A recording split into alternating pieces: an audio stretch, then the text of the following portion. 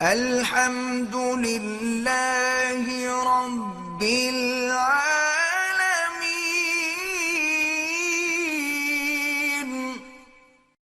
حضرت خضر علیہ السلام زندہ ہے، مجھے تو نہیں ملے، آپ کو جب ملے تو میرے سلام عرض کر دیں۔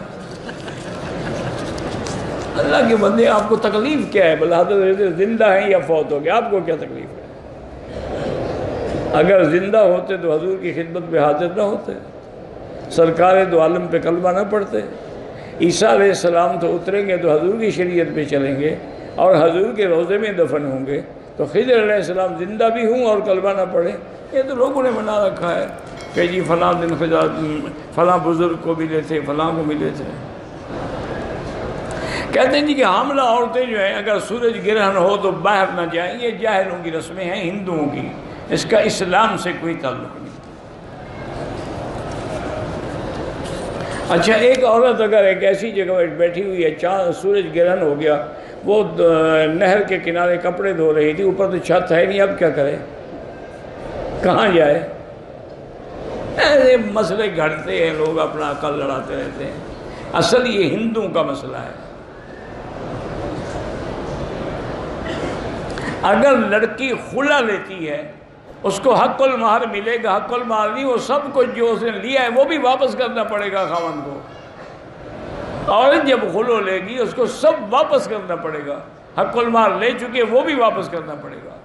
خاوند نے کوئی زیادہ، یعنی وہ جو مطالبہ کرے گا وہ پورا کرنا پڑے گا۔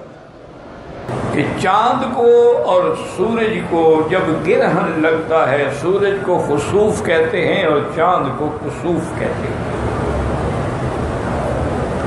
یعنی ان کی روشنی جو ہے وہ ختم ہو جاتی ہے۔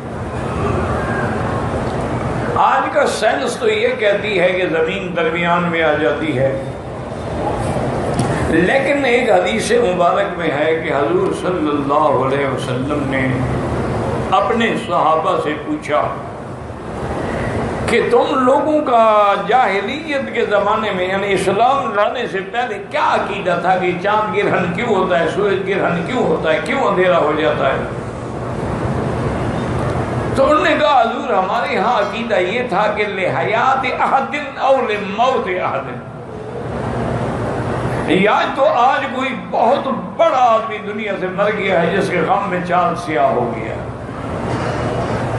یا یہ بھی عقیدہ تھا کہ آج دنیا میں کوئی بہت بڑا آدمی پیدا ہوا ہے جس کی روشنی کی وجہ سے یہ بے نور ہو گئے۔ نے کہا جاہلیت میں یہ عقیدہ تھا کہ یا تو یہ کسی کے پیدا ہونے پہ یا کسی کے مرنے پہ ایسا ہوتا۔ حضور پاک نے فرمایا کہ یاد رکھو کہ لا یخسفان لموت احد ولا لحیات احد، خبردار کوئی چاند سورج کسی کی موت، کسی کی زندگی کے لیے بے نور نہیں ہوتا۔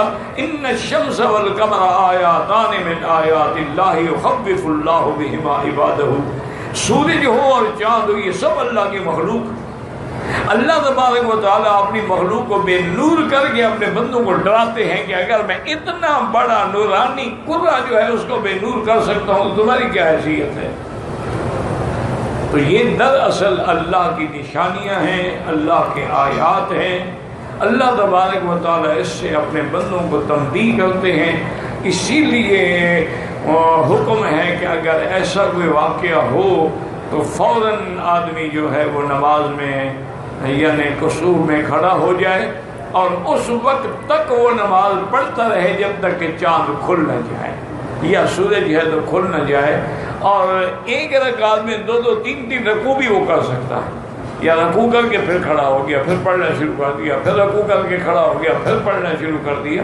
مقصد یہ ہے کہ اتنی لمبی نماز ہو اور اتنے لمبے رکوع اور سجود ہوں حتیٰ ینجلی، جب تک کہ وہ کھل جائے۔